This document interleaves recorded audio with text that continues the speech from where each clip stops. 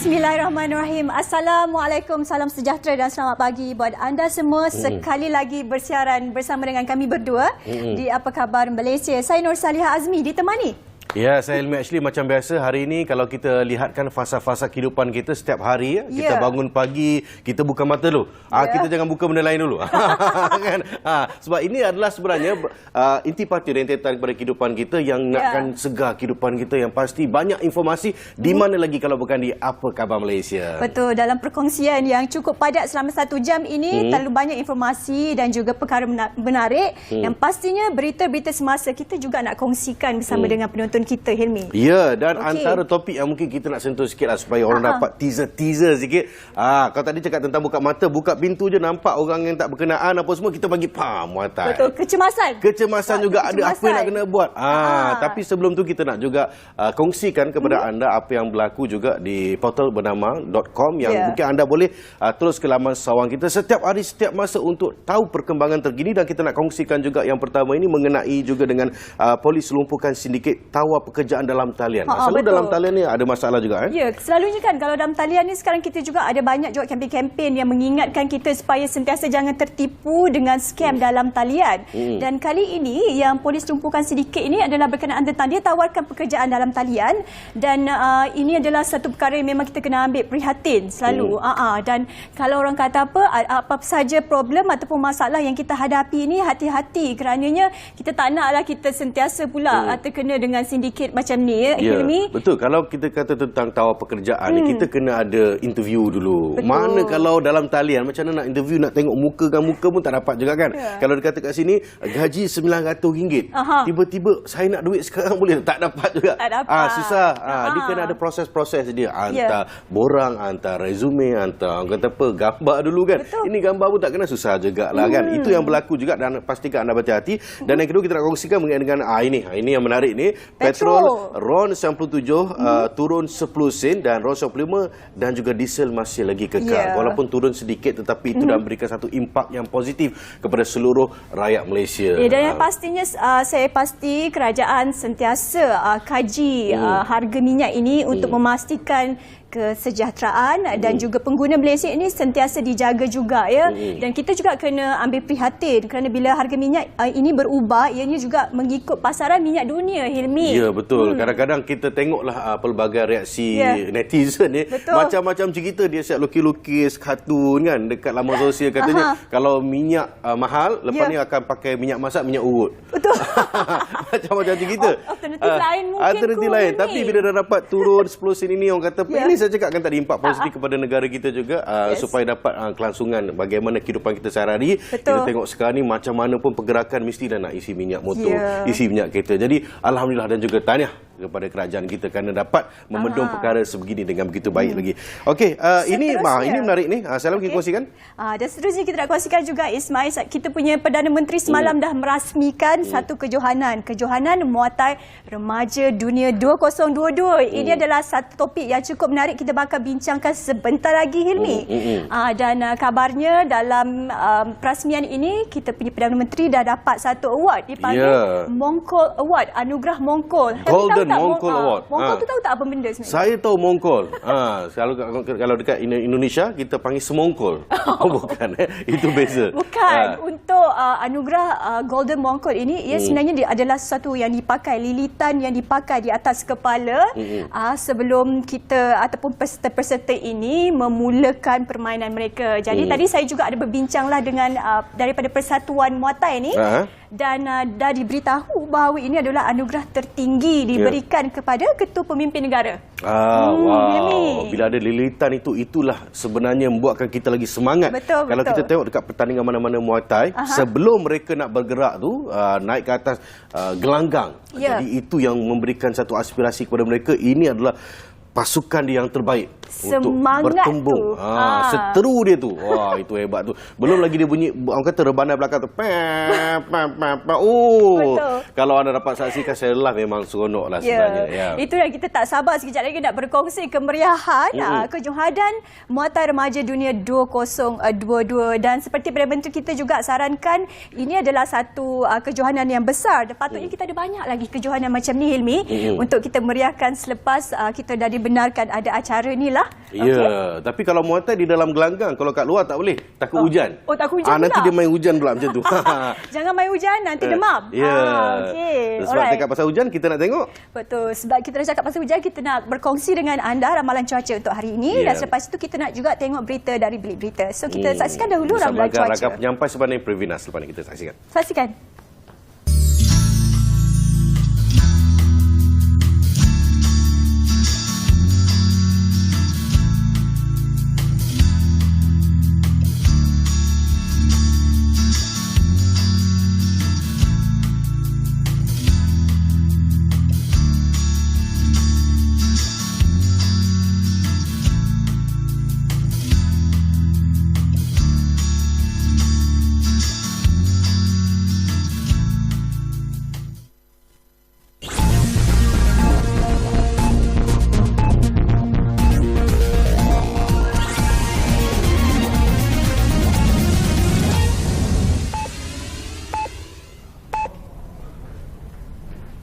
Salam hormat dan salam keluarga Malaysia langsung dari Bilik Berita bersama saya Previna Tersinggam. Kita mulakan dengan laporan ini. Polis berjaya melumpuhkan sindiket yang menawarkan pekerjaan secara dalam talian sebagai ejen penjual barang susulan penahanan 5 lelaki dan seorang wanita di sebuah kondominium di Jalan Ceylon, Kuala Lumpur semalam.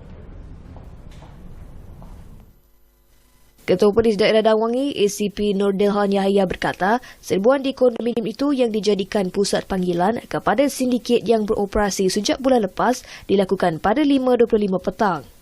Sindiket itu menawarkan pekerjaan kepada orang ramai menerusi platform media sosial untuk menjual barang dalam talian antaranya dompet. Semua individu berusia 19 hingga 26 tahun itu direman hingga Jumaat ini untuk membantu siasatan mengikut Seksyen 420 Kanun Keseksaan kerana menipu. Harga runcit petrol RON 97 turun 10 sen kepada RM4.40 seliter daripada RM4.50, sementara RON 95 dan diesel kekal tidak berubah bermula hari ini sehingga 17 Ogos nanti. Kementerian Kewangan dalam satu kenyataan semalam memaklumkan untuk melindungi pengguna daripada kenaikan harga minyak global, RON 95 dan diesel masing-masing akan dikekalkan pada harga RM2.05 seliter dan RM2.15 seliter, biarpun harga pasaran sebenar kedua-dua bahan api tersebut meningkat melebihi paras harga siling semasa. Justru kerajaan akan terus memantau tren harga minyak mentah dunia dan mengambil langkah bersesuaian bagi memastikan kebajikan dan kesejahteraan rakyat terus terpelihara.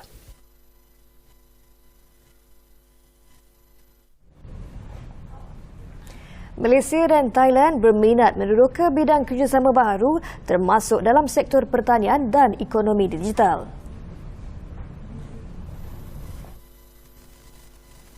Menteri Luar Datuk Seri Saifuddin Abdullah berkata, Perdana Menteri Malaysia Datuk Seri Ismail Sabri Yaakob dan Perdana Menteri Thailand Prayut Chan-o-cha menetapkan sasaran perdagangan dua hala baharu sebanyak RM134 bilion menjelang 2025.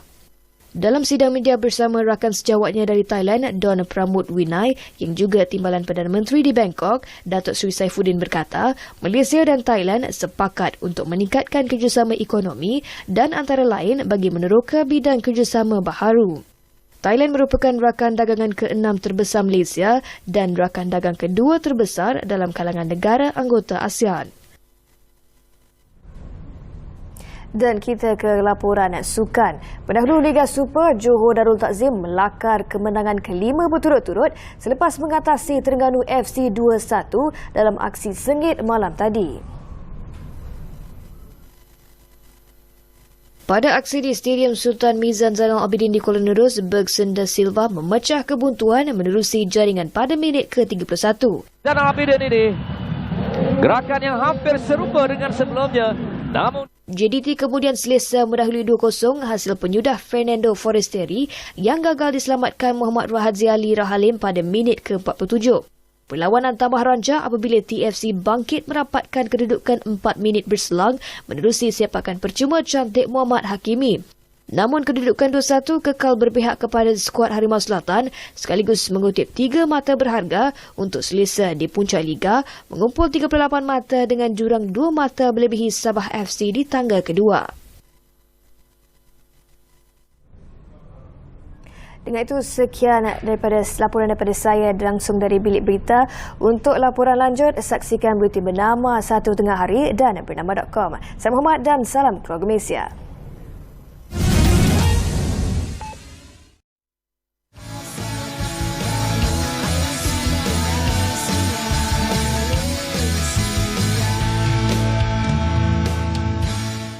Kembali di Apa Khabar Malaysia, dan tadi seperti yang kita katakan, kita bercakap tentang PM kita dah merasmikan kejohanan Muay Thai Remaja Dunia 2022, tapi sekarang kita bawakan istimewa tetamu di studio kita, Hilmi.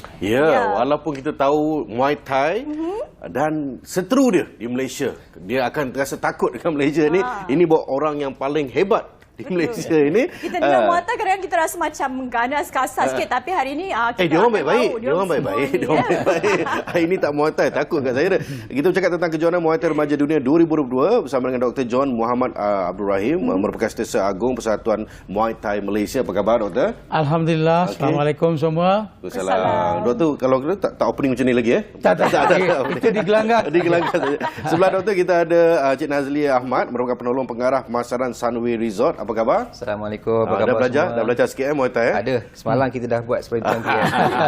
Yes, kita nak bagi aura Betul. yang sangat positif sebab kita tahu dalam keadaan sekarang ni memang kesukanan orang suka macam-macam sukan, dan ini juga bertepatan bila seni mempertahankan diri Muay Thai ni popular di Malaysia juga. Okey, soalan pertama saya, kalau kita tahu tentang kejohanan Muay Thai ni, jadi macam mana untuk tahun ini sebenarnya, Doktor? Sebenarnya kejohanan ini adalah pertama kali kita menganjurkan di Malaysia. Sebelum tu memang kami ada menganjurkan di tahun 2014 di Langkawi, di mana lebih kurang 5,000 peserta seluruh dunia mengambil bahagian. Tapi yang remaja ni, dia di umur dia dari 8 hingga 17 tahun. Jadi inilah kali yang pertama kami menganjurkan di Malaysia untuk memberi pendedahan kepada atlet muda kami dengan interaksi dengan atlet seluruh dunia.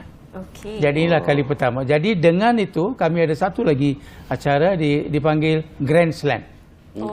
Grand Slam ni kan, dia sebenarnya penyertaan dia daripada dewasa, dan yang siapa yang hebat dalam dunia ni akan bertanding. Di sini kita akan menentukan siapalah yang champion, world champion. Dan dia ada 4 belt yang tali pinggang kita bagi tu, world best boxer tu, 2 lelaki, 2 perempuan. So itulah yang acara kita tambah. Jadi penyertaan buat masa sekarang 3,500. Banyak itu. Delegasi dari seluruh dunia, campur dengan technical officer dengan penyokong semua sekali. Semua berada di Sunway Lagoon. Sunway Pyramid Sendirian. Dialah yang bagi kami penginapan kepada semua atlet. Sunway di situ adalah semua kemudahan bagi atlet di segi makanan, di segi perubatan dan penginapan dan macam-macam. Makanan tahulah kan, Malaysia ni memang kaya raya pasal makan. So semua it's a one stop center lah. Jadi kami memilih Sunway. Dan alhamdulillah setakat ini kami dapat banyak bantuan daripada pihak Sunway. Di segi harga ke yang benda-benda kemudahan lain kami dapat, alhamdulillah. Dan kita nak kepada Encik Nazli, kita nak tanya tentang lokasi kejohanan ni. Kita tahu Sunway ni adalah hospitality, world hospitality, dan pastinya ini adalah salah satu juga prestasi yang cukup baik untuk pihak Encik Nazli sendiri. Betul. Jadi bagaimana kita nak tahu persiapan bila menjelangnya kejohanan ni? Okey, terima kasih. Salam amazing Sunway City kepada semua. Soalan yang bagus juga. Memandangkan dari segi untuk kejohanan dunia ni, kami lebih dah membuat persiapan awal semenjak kejohanan dunia pada tahun 2014 di Langkawi, dan kami mengambil masa 3 tahun. Juga kita membuat pembaruan dari segi transformasi hotel itu sendiri. Kita make sure semua up to date untuk menyambut semua kedatangan atlet-atlet dunia. Ini bagi mencerminkan hospitality yang macam Prof cakap, world hospitality. So kami bersedia untuk event yang besar ni. Cik Nazli, macam mana pula bila kita bercakap tentang bila dah ada hospitality yang cukup bagus ini, bagaimana pula dari segi menu ataupun makanan yang disediakan untuk para-para kita punya atlet ni? Okey, kita Malaysia dah dikenali dengan negara yang penuh kaya dengan makanan-makanan tradisi. So untuk kejohanan pada kali ini kita bersama-sama penganjur berbincang. Kita membagi menu lebih kepada tradisional Malaysia. Kita ingin mencerminkan makanan lokal kita kepada dunia, yang mana kita buat sedikit international dan juga lokal. Okey, pastinya nasi lemak ada lah tu. Nasi lemak macam Dr. John cakap ada. Macam lain pun ada. Dia pagi-pagi kalau bangun tu nasi lemak. Dia pun terkejut. Betul. Dia seronok lah. Betul. Okey, baik doktor, saya nak tanyakan juga dari tahun 2014 sampai ke kejohanan tahun 2022 ni, mungkin ada suatu kelainan yang baru, sebab kita tahu lama sebenarnya kejohanan seperti ini melibatkan. Kelainan baru yang saya boleh katakan adalah mengenai penyertaan. Yang dulu 5,000. Ini baru MCO kita kan. Negara berbuka sempadan kepada turis masuk baru kan. Jadi ini adalah satu acara yang paling besar dalam negara ini. Dan kebaikan yang kita tahu, yang kita menghadapi sekarang adalah acara lebih peluang untuk atlet kita untuk berinteraksi dengan atlet antarabangsa. Itu di segi sukan. Dan di segi ekonomi pun insya-Allah anggaran kami adalah lebih kurang 50 juta. Oleh kerana 3,000 lebih ini yang datang, mereka selepas kejohanan mereka dah tambah. Cik Nazli tahu dia punya penginapan di sini. Mereka berminat untuk melancong seluruh negara. Tambah pula ekonomi pada negara lah. So insya-Allah dapatlah lebih. So doktor rasa macam mana feedback setelah setiap tahun peningkatan yang orang nak terus dalam Muay Thai ni? Kenapa mereka nak? Oleh kerana sekarang kan trend baru. Memang daripada dulu ada silat, taekwondo, judo, karate. Tapi latest sensation adalah kickboxing, MMA kan. Jadi Muay Thai ni lebih kurang sama juga. Semua seni pun dia menggunakan tangan dengan kaki. Tetapi Muay Thai ni lebih hebat pasal dia orang pakai siku lah, itu ni lompat-lompat. Jadi yang golongan muda ni dia excited pasal ni. So dia memang sekarang terkenal di seluruh dunia. Kalau katakan di Malaysia ni, Muay Thai punya kejohanan tiap-tiap bulan at least sekurang-kurangnya ada satu. Di seluruh Malaysia. Lebih pada negeri Kelantan dengan Terengganu. Kegemaran mereka itulah yang paling weekend punya entertainment itulah dia. So dia ada. Gelangan ada. Anak muda macam ni pun datang. Malam pukul 12 dia mula jerit, sokong. Semangat tinggi. Pukul 12 dia betul. Yang kecil-kecil macam ni pun datang. Terperanjat bila saya tengok ibu bapa bawa kan. Jadi keluarga memang Muay Thai punya keluarga lah. Keturunan daripada datuk nenek moyang kot. So dia ni jerit je. Kata ya Allah, budak muda macam ni pun dah semangat. Jadi di kalangan anak muda ni, daripada sekarang kami dah mula mengajar daripada peringkat sekolah rendah. Tak lama lagi kita masuk taska pula. Jadi sekarang dah mula dengan sekolah rendah. Jadi tahulah sambutan dia macam mana. Masih popular lagi. Konsep Muay Thai dulu itu lain, dia tak pakai apa-apa protection kan. Tapi yang Muay Thai ni dia pakai headgear, mouth guard, chest guard, tangan kaki semua ada. Semua siap. Jadi kecederaan tu memang paling kurang lah. Dan ini memang satu senaman kardiovaskular. Untuk paru-paru dengan jantung. Pasal dia punya Dan untuk tadi kita doktor ada cakapkan Encik Nazli, kanak-kanak ini ada remaja. Umurnya seawal 8 tahun pun ada tadi masa kita berborak sebelum mula masuk ke set tahun ni. Dan bila dah seawal 8 tahun ni mesti datang bersama dengan keluarga. Jadi bila di Sunway, mungkin nak kongsikan apakah fasiliti ataupun kemudahan yang boleh digunakan oleh mereka semua? Betul. Sebab itulah saya rasa Persatuan Muay Thai pun memilih Sunway. Kita adalah one stop center facility di mana kita mempunyai hotel, 3 hotel yang boleh memuatkan lebih kurang 1,500 bilik. Itu banyak. Besar. Dan juga kita ada tempat makan berkelas dunia. Kalau nak tahu kena datang Sunway.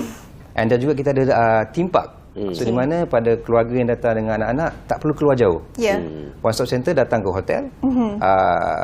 Menyertai kejohanan, sekiranya dia orang kalah, dia boleh menikmati Sunway Lagoon. Okey. Sudah dua. So Okey, ubat dia lah, terapi dia lah.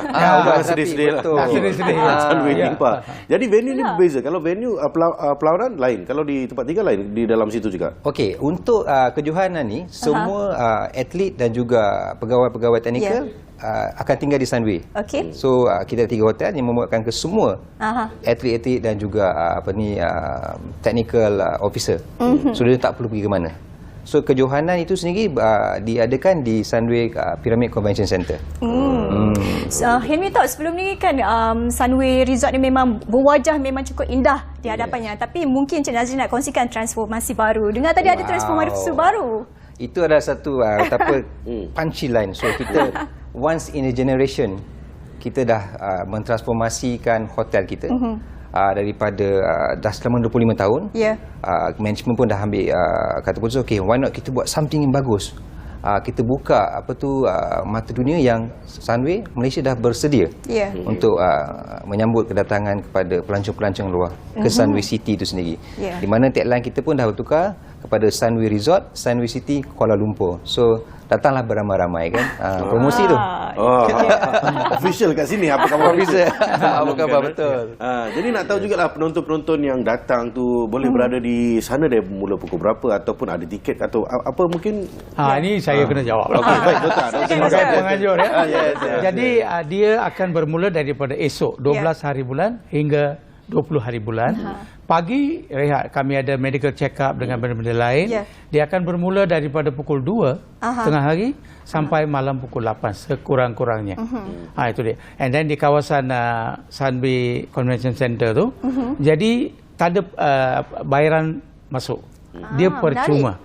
Dia percuma. Jadi kami dah sediakan dia punya kerusi selebih daripada 1,600, tetapi memang tak cukup. Jadi konsep dia penonton pass by. Kalau semua nak duduk kat situ memang payah sikit. So volunteer kita akan dia kontrol lah, dia akan memantau keadaan gelangan and then suruh dia orang slowly pass by lah. Jadi dia akan terbuka kepada semua. Doktor sebutkan tentang volunteer tadi. Mungkin kita nak tahu juga kalau dalam game-game macam ni ada tak doktor paramedik ataupun yang disediakan? Semua. Kita ada bahagian medical dikendalikan oleh spesialis. Satu spesialis mata, satu ENT, satu dengan tulang. Yang lain tu all medical doctors. So mereka dah mula daripada 7 hari bulan. Standby kat situ. Yang foreigner datang nak buat medical check up atau dia nak buat PCR control. Dan semalam pun ada atlet kita satu, dia cedera, dia dekat mana bilik jatuh, dibawa ke tempat kita, dia buat ni hantar kepada hospital untuk x-ray. Baru tadi saya dapat panggilan ada satu Germany semasa training dah luka. So medical team kami memang standby pagi sampai malam, dan we have a clinic dalam hotel dia ni. Dia sediakan, we call it the on call doctor ada. That means 24 jam medical care memang ada. Dan lebih lagi ada Sunway Medical Center sebelah-sebelah, Shah Alam Hospital, Sungai Buloh, PPUM. Semua standby. Kami dah buat persiapan dengan kerjasama Kementerian Kesihatan Malaysia. Mereka membantu kami di segi referral lah. Tapi standby, ambulans memang 24 jam. Dua ambulans standby dengan paramedik sekali. Betul. Kami betul-betul jaga. Ini taraf dunia kan. Taraf dunia. Jadi kami kena jaga. Image Malaysia juga. Malaysia. Jerman dah sakit, Malaysia belum lagi Belum lagi. Alhamdulillah belum lagi. Malaysia boleh. Okey, baik, kita ucapkan terima kasih kepada tetamu kita Dr. John Muhammad Ibrahim, Broadcaster Agung Persatuan Muay Thai Malaysia, dan juga Cik Nazli Ahmad merupakan penolong pengarah Masran Sunway Resort, dan ramai-ramai kita orang kata beri support sokongan kepada Muay Thai remaja dunia ni. Dan seperti tadi kita tahu persiapan cukup hebat, dan juga ada juga paramedik team yang segalanya bersiap sedia. Jadi anda kena meriahkan kejohanan Muay Thai Remaja Dunia 2022. Tapi sekarang kita nak berehat sebentar. Kembali selepas ini. Saya pun tengah nak belajar dengan doktor lepas ni.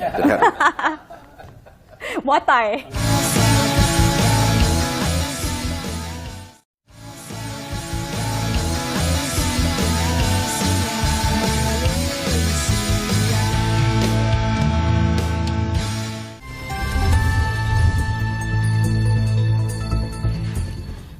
Okey, setakat ini Thailand telah melaporkan 4 kes jangkitan cacar monyet.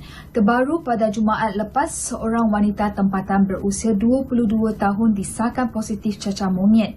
Ini merupakan kes pertama wanita positif cacar monyet yang dilaporkan di Thailand. Thailand melaporkan jangkitan cacar monyet atau monkeypox pertama pada pertengahan Julai di mana seorang warga Nigeria berusia 27 tahun di Phuket disahkan positif cacar monyet. Bagaimanapun lelaki itu melarikan diri selepas dimaklumkan mengenai keputusan ujian awal positif. Lelaki itu kemudiannya dijumpai di Phnom Penh dan menerima rawatan di sebuah hospital di sana.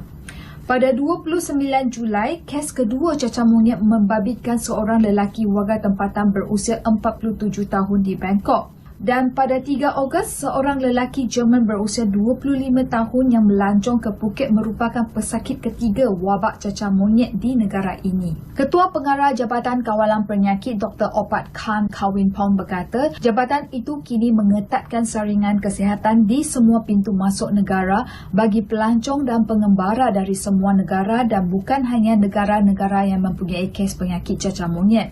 Dr. Opat berkata, Kementerian Kesihatan Awam turut mengarahkan semua hospital agar individu yang beresiko tinggi berada dalam pengasingan di hospital sementara menunggu keputusan ujian makmal. Selain itu, beliau menyaran semua fasiliti kesihatan meningkatkan pengesanan kes di kalangan pesakit yang beresiko dan juga mereka yang mempunyai kontak rapat dengan pesakit yang telah disahkan positif cacar monyet. Jabatan Kawalan Penyakit akan terus memantau perkembangan penularan cacar monyet di negara ini dan pada masa yang sama Kementerian Kesihatan Awam akan mendapatkan vaksin cacar monyet secepat mungkin. Itu sahaja laporan saya pada hari ini. Sekian, terima kasih.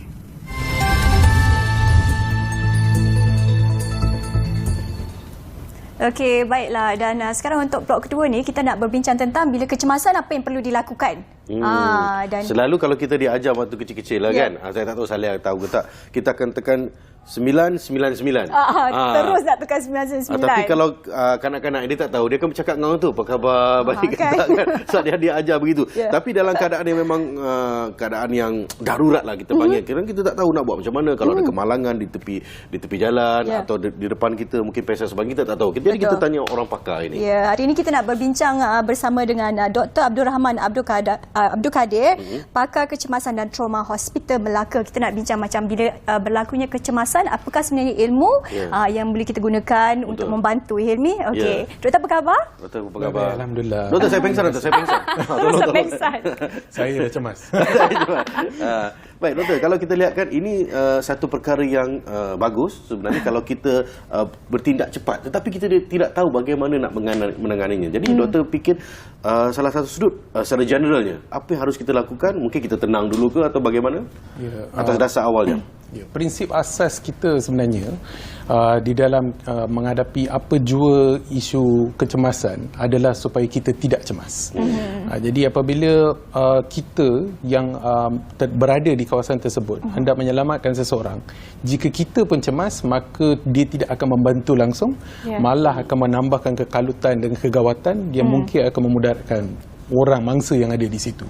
Jadi yang pertama sekali adalah kita jangan cemas. Dan seterusnya, disebabkan terlalu banyak spektrum kecemasan ni terlalu luas. Dia boleh dari aspek orang ibu yang nak bersalin sehingga ke aksiden, sehingga mungkin bencana-bencana alam dan sebagainya. Jadi apabila berlaku perkara ini, adalah mustahil untuk seseorang mempunyai ilmu untuk menangani segala bentuk kecemasan itu begitu saja.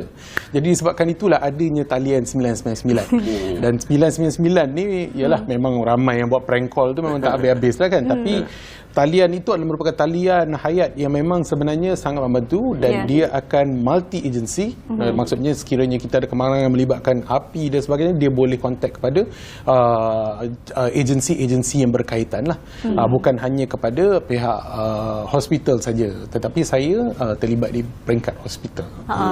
Dan tu kita nak juga bercakap tentang kebanyakannya kalau kes kecemasan ni tiba-tiba pengsan ni doktor. Dan kunci katanya adalah kita kena tenang, jangan cemas. Seperti doktor katakan, kalau kita cemas ni kita tak tahu dah nak buat apa-apa. Jadi kita nak tanyakan doktor, apakah langkah-langkah awal bila terjadi ni situasi kecemasan macam ni? Langkah awal dia. Okey, kebiasaannya saya rujuk kepada insiden dalam 3 minggu lepas, tak silap saya kan, agak viral, yang mana seorang petugas keselamatan, tak silap saya, sedang melakukan pembarisan dan kemudian beliau pingsan. Dan kemudian datang ayah dia mengangkat beliau kan. So, yalah, benda tu viral, semua orang berasa teruja dan memuji naluri kebapaan yang ada kepada ayahnya. Sungguh pun kita memuji perkara tersebut sebagai sesuatu perkara yang sangat mulia, tetapi dari segi kacamata perubatan ia adalah merupakan satu tindakan yang tidak tepat. Kerana apabila seseorang pengsan, pengsan ni sebenarnya adalah disebabkan oleh tidak ada kekurangan darah yang sampai ke otak. Jadi apabila kekurangan darah sampai ke otak, refleks semula jadi badan adalah untuk kita pingsan. Jadi apabila mereka pingsan dan berada dalam keadaan tersebut, jika kita tegakkan, maka aliran darah yang tidak akan sampai ke otak, dan ini mungkin akan memudaratkan.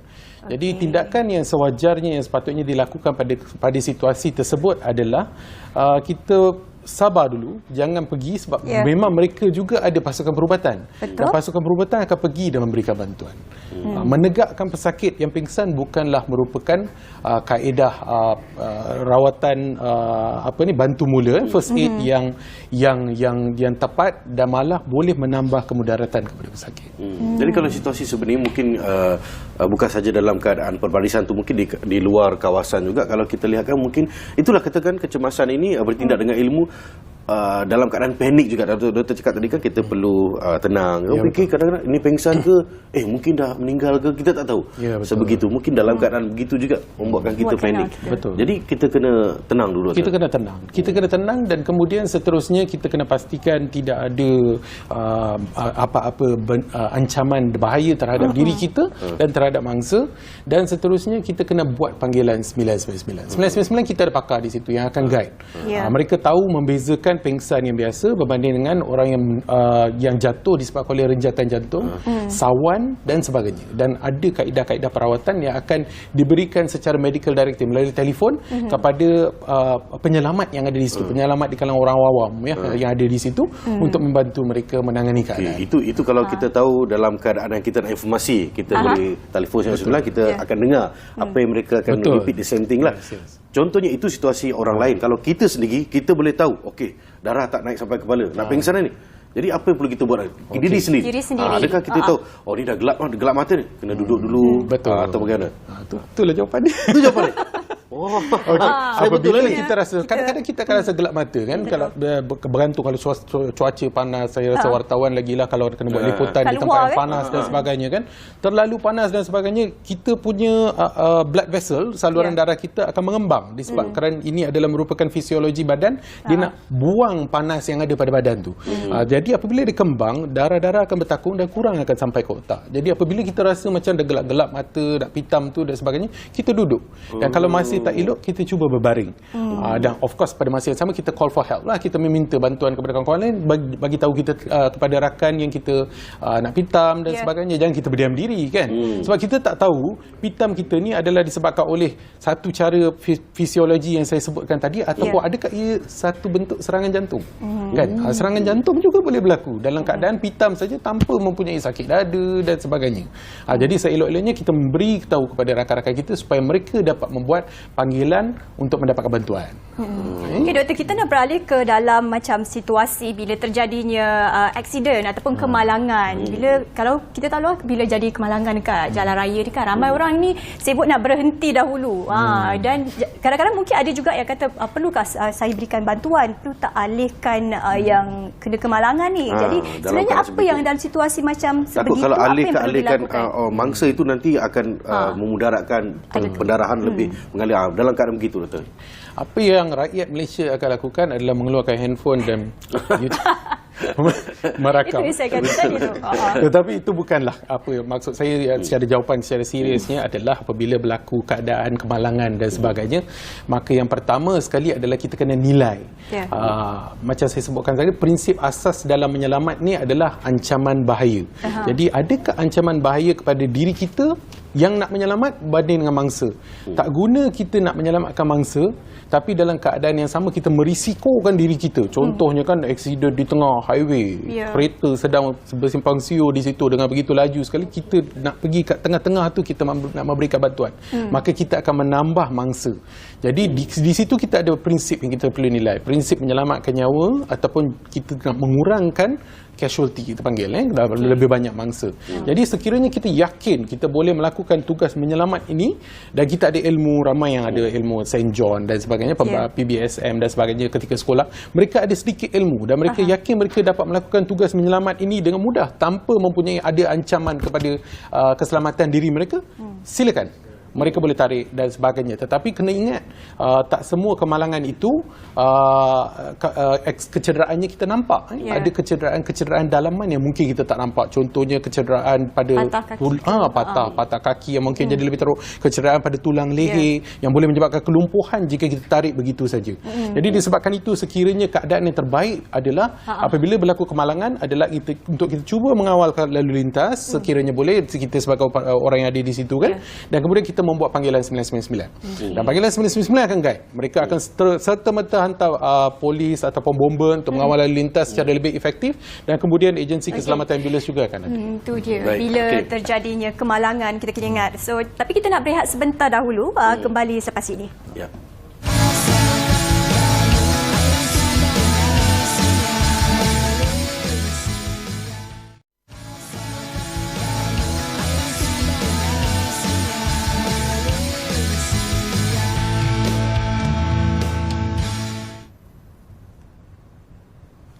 Okey, kembali bersama dengan kami di Apa Khabar Malaysia, dan kita bincangkan tadi bila terjadinya kecemasan, apakah ilmu-ilmu dan juga langkah-langkah awal yang boleh kita lakukan. Betul, bertindak dengan ilmu. Jadi kita bagi pelbagai situasi. Jadi ada doktor, saya nak bertanyakan juga, ada rakan saya ni nama dia Apis. Apis selalu dia terbang lah pergi ke mana-mana negara kan. Selalunya bila dia terbang tu sebelah dia mesti ada pingsan.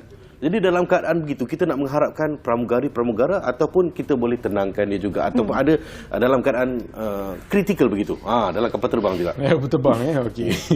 Okey, situasi dalam kapal terbang memang kita kadang-kadang akan bukan saja kecemasan disebabkan oleh pingsan, tetapi ada kecemasan disebabkan oleh choking, makanan dan sebagainya. Ada juga yang mungkin kena serangan asma pada ketika berada di kapal terbang dan sebagainya. Dan kapal terbang ada first aid kit dia. Tetapi mungkin pramugari yang bertugas di situ tidak mempunyai ilmu sedetail ataupun seteliti yang orang-orang yang belajar di dalam aliran tersebutlah. Jadi sekiranya berlaku situasi tersebut, biasanya pramugari akan datang, mereka akan attend, dan mereka, kalau sekiranya mereka tak dapat handle situasi dengan segala apa yang mereka telah di-train, maka mereka akan membuat panggilan dan meminta supaya sekiranya ada doktor kan, ataupun sesiapa jururawat dan sebagainya, ada best medical knowledge yang mungkin memberikan bantuan dalam penerbangan itu sendirilah. Nah, worst case scenario, kalau tak ada siapa-siapa pun, pendaratan lah dia akan lakukan, terpaksa dilakukan pendaratan. Tadi kalau katakan kawan Hilmi nama Apis, kawan saya ada seorang tu nama Julia ni juga, dia suka pergi buat penerbangan ke luar negara. Bila pergi penerbangan luar negara ni, dia selalu mengadu bila nak mendarat tu telinga tu terlalu sakit. Bila telinga terlalu sakit ni, kita nak tanyakan doktor juga, perlu cemas ataupun tidak? Okey, itu situasi yang agak normal sebenarnya apabila hendak mendarat dan juga apabila hendak melakukan penerbangan. Sebab ini adalah disebabkan oleh perbezaan tekanan udara antara permukaan bumi, tekanan atmosfera antara bumi dengan angkasa kan. Jadi tekanan dia berbeza. Dekat atas tu light pressure. Jadi disebabkan itu kita mempunyai di belakang gegedaan telinga ni kita ada satu tube yang dipanggil sebagai eustachian tube. Kawasan tu yang akan biasanya mengalami sumbatan disebabkan oleh perubahan pressure ni yang akan menyebabkan sakit pada gegedaan telinga. Jadi cara apabila berlaku benda tu, it's a totally harmless thing. Dia bukan sesuatu yang bahaya. Dia tidak akan mengancam nyawa. Cuma sakitnya boleh menjadi sangat teruk lah. Kalau menangis, kalau budak-budak mereka akan menangis kan. Itu disebabkan oleh itulah. Jadi caranya adalah untuk kita nak mengatasi benda ni, biasanya bagi orang yang ada masalah ni, mereka boleh ambil chewing gum dan boleh makan, melakukan kekunyahan, minum air sekiranya ada. Tetapi ketika pendaratan dan ascent dan descent ni, biasanya pramugari kata jangan makan, jangan minum kan. Jadi the best I think will be chewing gum lah. Chewing gum tu mereka guna, ataupun mereka menelan air liur mereka sendiri, sebab akhirnya apabila pressure dia dah equal antara kita punya pressure gegedaan telinga dengan pressure dengan atmosfera tu, sakitnya tu akan hilang. Jadi dia harmless. Dia tidak mengancam nyawa, jangan panik dan sebagainya, hanya tenangkan saja. Kerana akhirnya kapal terbang tu akan mendarat jua kan. Dan apabila mendarat, sakit automatik akan hilang. Macam saya, pengalaman saya kalau naik situasi begitu, doktor saya akan gitu. Jadi dia akan betul. Berbagai cara kan? Satu cara adalah kita buka mouth kita kan, kita bukakan rahang kita dan sebagainya, lakukan macam kita menguap ataupun melakukan kunyahan dan sebagainya, maka benda tu akan kadang-kadang saya nyanyi lagu Jamal Abdillah. Bila kekas. Jadi orang tak ada nampak macam dia buat apa. Jadi mungkin menyanyi. Jadi akan terbuka lagu genang. Macam-macam Menarik kreatif. ke gaya ni? Jadi okey, situasi juga kalau itu di dalam kapal terbang. Kalau di rumah sendiri tiba-tiba tengah goreng ikan, terutama lelaki, tutup mata takut terkena minyak panas, tiba-tiba terkena juga. Jadi dalam keadaan tu ada orang kata basuh air terus, ada yang letak minyak panas. Macam mana dalam keadaan begitu tu? Ada tu kata letak Colgate lah apa terus dekat tempat belecur tu, betul ke? Tak, yang Colgate tu memang totally janganlah. Sebab Colgate itu sendiri dia boleh melakukan Ni ilmu salah ni betul, tak boleh. burn sendiri kepada kulit kita kan. Sebab dia alkali, jadi dia boleh melakukan chemical burn kepada kulit kita. Tetapi macam prinsip asas apabila berlaku sebarang kelecuran, kita panggil kecederaan disebabkan oleh kepanasan, yang kita panggil sebagai kelecuran adalah untuk kita sejukkan tempat tu dengan secepat mungkin. Dan cara paling mudah untuk kita sejukkan adalah dengan buka air pipe. Jangan ambil air sejuk yang dalam ataupun ais dan sebagainya untuk kita letak. Apabila kita letak benda tu, proses pembakaran pada tisu kita akan terhenti. Tapi pada masa yang sama, kawasan yang mengalami kekurangan darah disebabkan oleh ais yang kita letakkan tu akan menjadi lebih besar. Jadi bahagian tisu yang rosak itu akan berkemungkinan jadi lebih besar. Jadi prinsip asasnya adalah kita mengalirkan air biasa saja, room temperature water. Kita alirkan biasa, and then alihkan bahan yang membakar itulah. Itu saja. Prinsip asas dia macam itulah. Kalau minyak masak dan sebagainya. Saya tunjuk ini yang bekas. Itu kesan parutnya tu. Ini saya biarkan, doktor. Ini parut-parut perjuangan ni. Parut perjuangan. Ini goreng ikan, kebetulan dia naik kat sini. Ada baby goreng ikan dekat rumah ni? Ada dululah, sekarang tak goreng dah. Okey. Alright, itu situasi dekat dalam rumah lah. Contoh masa kita memasak dan sebagainya kan. Tapi macam mana pula kalau situasi kalau orang kena asma pula? Macam mana kita nak tangani juga? Okey, asma ni dia ada beberapa situasi lah. Satu, orang itu memang kita tahu dia ada asma. Jadi sebab ada banyak sakit yang menyerupai asma. Jadi kita jangan anggap semua semput tu asma. Contohnya serangan jantung yang menyebabkan kegagalan jantung boleh datang kepada kita dalam bentuk macam asma. Dan orang akan kata asma-asma dah kaedah rawatan diberikan salah dan kemudian mereka akan meninggal. Jadi disebabkan itu kita kena tahu. Kalau sekiranya orang itu memang mempunyai asma, maka apabila berlaku serangan asma dan sebagainya, yang pertama kita kena tahulah apa trigger dia. Kalau sekiranya dia trigger disebabkan oleh asap yang ada, kita alihkan dia daripada kawasan tersebut. Dan yang kedua, kita berikan dia, suruh dia bertenang. Dan kemudian tanya di mana disimpan medical device dia. Biasanya kan orang-orang yang ada asma ni dia ada pump dia. Jadi pump dia berwarna biru tu yang kita akan gunakan untuk break bronchospasm, kita panggil tu, disebabkan oleh saluran pernafasan yang ketat tu. Jadi kita kena bagi ubat tu untuk longgarkan saluran pernafasan dia. Doktor, kalau dalam kes dia tak ada inhaler pula lah waktu tu keadaannya dia. Ada orang mengatakan kita boleh bagi air soda. Adakah itu benar ataupun macam mana? Tak, itu mitos juga. So jangan berikan air soda, dia tak membantu langsung. Yang membantu adalah ubat-ubatan, yang itu gas dan sebagainya lah, inhaler. Kalau sekiranya tak ada inhaler, maka bergegas segera ke klinik kesihatan yang terdekat. Mana-mana klinik, malah klinik swasta pun ada gas yang kita boleh berikan, kita panggil nebulizer. Dan kemudian apabila diberikan tu, insya-Allah mereka akan okey. Dalam kes kritikal, mereka akan dibawa ke hospital untuk bertemu dengan orang macam saya lah. Dalam situasi begitu memang duduk dulu. Ya, mereka kena bertenang. Bertenang. Tapi macam saya sebutkan tadi, kita kena tengok berapa kritikal keadaan pesakit tersebut. Sebab asma ni kadang-kadang dia boleh terlalu kritikal sehingga tak sedarkan diri. Jadi apabila dalam keadaan tak sedarkan diri, segeralah buat panggilan 999. Jangan tunggu sehingga tak sedar diri lah. Maksudnya kalau kita nampak ni dah semput sangat ni, nampak dah memang dah berpeluh-peluh dah ni kan, dia pun kata dia dah tak larat dan sebagainya, maka segera buat panggilan 999 dan ambulans akan bergegas untuk membantu. Kita boleh berikan bantuan nebulizer di dalam ambulans juga. Malah di site tu apabila mereka sampai, petugas paramedik sampai, mereka boleh ada portable nebulizer yang boleh diberikan di site. Okey, saya baru teringat, doktor, kalau macam bila orang pengsan tu, kenapa kadang-kadang tak tahu ini betul ke tidak atau mitos, yang orang akan bukakan kasut semua, bagi longgar-longgar sampai buka seluar, buka baju. Lala saya bangun sendiri. Dah buka semua ni. Saya bangun lah. Dalam keadaan itu kenapa kena longgarkan buka kasut semua? Okey, bagi orang yang pingsan. Yang itu betul. Itu adalah satu tindakan betul, tapi tak perlu sehingga buka seluar dan sebagainya. Kan? Kita melonggarkan pakaian. Melonggarkan pakaian dia, butang di kasut dia, stocking dia kita bukakan, dan mungkin belt kan? Sebab ini semua akan menyekat aliran darah semula ke jantung. Sebab bila kita pingsan ni, tujuan kita pingsan tu, Allah jadikan kita macam tu supaya kita punya blood circulation tu boleh reorientate balik. Jadi apabila blood supply tu semua kembali semula kepada jantung, jantung boleh pump ke organ-organ yang penting. Organ penting kita adalah otak, kemudian kepada jantung kita lah, otak dan jantung kita, dan kemudian paru-paru, dan seterusnya baru buah pinggang dan sebagainya. Jadi dalam keadaan pingsan tu, badan kita akan secara automatik tahu untuk memberi priority siapa dia nak bagi blood supply dulu. Dan kalau kita tegakkan, itu tidak akan berlaku. Jadi melonggarkan tu, menjawab soalan tu, melonggarkan pakaian, datang kibar-kibar angin dan sebagainya tu mungkin membantu jugalah sementara kita bagi ruang udara sikit kepada pesakit tu kan. Apabila terlalu sesak, bukan saja pesakit sesak, penyelamat pun sesak. Dan jangan berkumpul terlalu rapat kan. Kadang-kadang ramai orang berkerumun, kena asingkan sikit. Kita kena faham, apabila orang pingsan tu, ada kemungkinan dia pingsan bukan disebabkan oleh masalah panas dan sebagainya. Ada kemungkinan dia terpegang kabel elektrik. Dan apabila kita yang tak datang nak menyelamat ni, kita pegang orang tu, maka berlakulah MRT.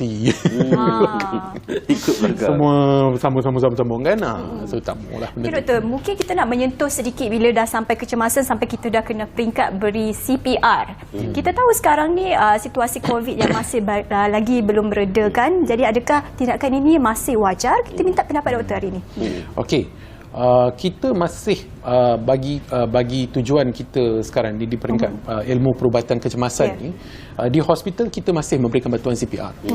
Bagi tujuan orang awam juga, kita menggalakkan mereka membuat CPR. Sebab kita tahu COVID ni dia merebak dalam keadaan confined space, tempat yang tertutup dan sebagainya. Dan apabila kita melakukan CPR, satu modifikasi yang telah dilakukan sekarang ni, arahan yang telah diberikan adalah kita tidak memberikan bantuan pernafasan lagi. Hanya melakukan tekanan dada saja. Hands only CPR. Yang itu yang kita ajarkan kepada semua orang-orang awam sekarang ni untuk melakukan hands only CPR.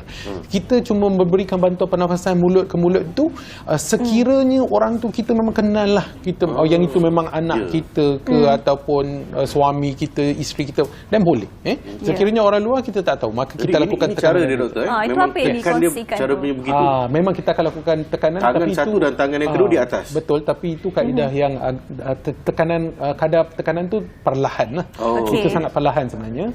Sepatutnya dilakukan pada kadar 100 tekanan dalam tempoh seminit. Itu seperti 30 tekanan dada, 2 hembusan tu kita tak buat lagi dah. Hembusan tu tidak akan dilakukan lagi. Kita akan lakukan hanya 30, kita akan terus melakukan 100 tekanan dada sahaja. Jangan risau tentang bantuan pernafasan yang tiada, kerana apabila kita tekan dada, udara akan keluar, dan apabila kita release, udara akan masuk secara pasif ke dalam anggota badan pesakit. Jangan risau tentang benda itulah. So we don't do that anymore. Kita dah tak ada memberikan bantuan pernafasan mulut ke mulut. Hospital, kita berikan bantuan pernafasan, tetapi bukan kaedah mulut ke mulut, tetapi kita menggunakan bag mask itulah. Kita ada alat dia yang kita berikan. Kalau dia berenang doktor, dekat pantai tiba-tiba lemas, kita nak keluar ke air sama juga. Kalau sekiranya dia sedar dan dia boleh batuk, kita biarkan dia batuk dan biarkan dia keluarkan sendiri. Tetapi sekiranya dia lemas dalam keadaan tidak sedar, maka kita kena buat CPR. Kerana apabila kita buat CPR tu, air yang berada di dalam anggota badan dia semua akan keluar. Dan kemudian apabila keluar, udara akan masuk dan kemudian dia akan secara automatik boleh regenerate, insya-Allah lah. Itu dia. Begitu banyak sekali ilmu yang doktor kongsikan bersama dengan kita. Tu kita kata yang pentingnya kunci katanya adalah bila berlaku kecemasan kita kena tenang. Jadi supaya kita dapat lakukan tindakan yang betul. Dan kita nak ucapkan terima kasih kepada doktor kerana berkongsi dengan kita begitu banyak ilmu hari ini, Hilmi. Dan kita pun dah sampai ke penghujung rancangan. Betul. Apapun dalam keadaan sebegini juga kita harus jaga keselamatan kita baik-baik, dan setidak-tidaknya kita bertindak dengan ilmu ini dapatlah bermanfaatkan kawasan persekitaran kita. Dan hari ini juga kita dah kongsikan banyak cerita-cerita menarik, antaranya Muay Thai hari ini, dan esok jangan lupa boleh ke Sunway Resort untuk memeriahkan lagi acara Muay Thai kejohanan remaja dunia. Ya, dan selepas Muay Thai tadi kita juga berkongsi ilmu iaitu bila kecemasan anda perlu treat ataupun gunakan ilmu yang sebetulnya dalam situasi kecemasan tersebut lah ya.